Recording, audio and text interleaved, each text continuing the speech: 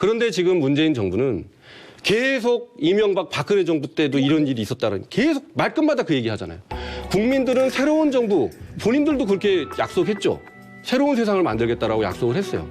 그래도 자꾸 옛날 세상, 헌 세상을 갖다가 비교를 하면서 거기도 그랬는데 왜 우리한테만 그러냐라고 주장을 하는 것이 국민들 촛불을 들었던 국민들의 마음을 상하게 하는 거거든요. 너무 그냥 막 무차별적으로 동일시를 해버렸는데 저는 오히려 그 기각 사유를 좀 읽어보면서 이게 선을 그었구나라는 거거든요. 기존에 이제 그 박근혜 정권 때 처벌을 받았던 사람들은 어떤 경우였냐면은 이게 이제 임기 초기에 뭐 임명하거나 이런 저기가 아니라 그냥 임기 중간이었잖아요. 임기 중간에 어떤 사람들한테 불법을 시킨 거예요. 블랙리스트를 만들어가지고 실행을 하라고.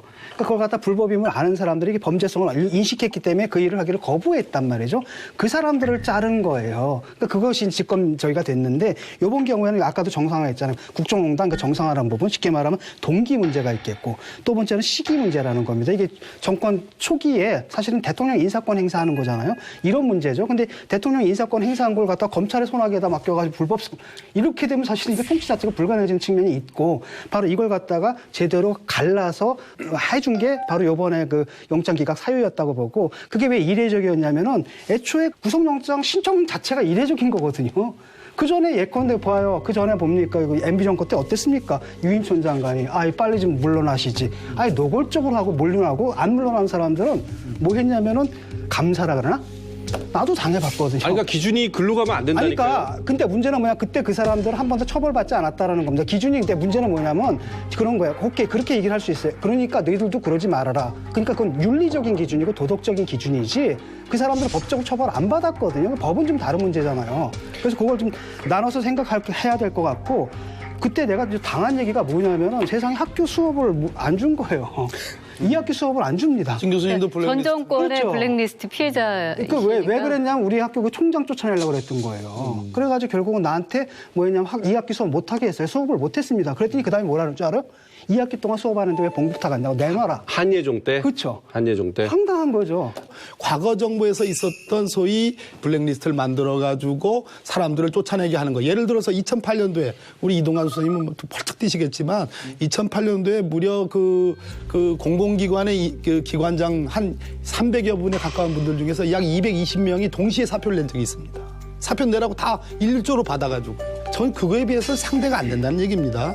두 번째는 또 뭐냐 하면 소위 우리가 박근혜 정부에서 문학의 블랙리스트를 얘기해요. 이거는 민간인들을 대상으로 전 정부까지 하면 8년 동안 무려 10,000명에 가까운 사람들을 사찰하고 검열하고 불이익을 준 겁니다. 민간인을 대상으로.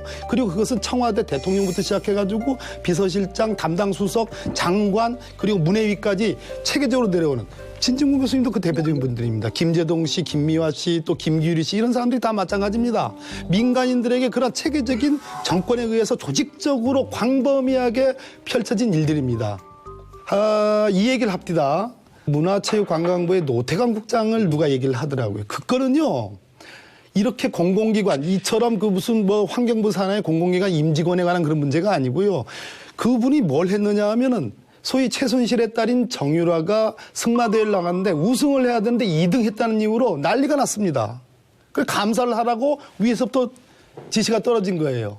어떻게 우리 딸이 1등 해야 되는데 2등 됐냐. 그래가지고 노태관 국장이 감사를 했는데 이쪽도 저쪽도 다 문제다. 양쪽에 다 양비론의 결론을 냈습니다. 공정한 결론을 냈어요. 그랬더니만 박근혜 대통령이 뭐라고 그랬습니까? 참 나쁜 사람. 참 나쁜 사람이다 하고 쫓겨난 거예요. 울면서 그 유진용 장관한테 저를 비호하지 말고 저를 쫓아내 주십시오. 안 그러면 조직이 큰일 납니다. 라고 했던 일이 그 일입니다. 그것과 어떻게 이번에 환경부 산하의 일이 지금 어떻게 그것이 곳곳에서 다 벌어지고 있는 갔습니까? 거죠. 이거는 자, 제 말이 이제 상당히 설득력이 있군요. 동시에 이렇게 다 너무 길게 얘기하셨어요. 길구나. 반박을 하려고 하는 겁니다. 어차피 편집을 잘 할 테니까.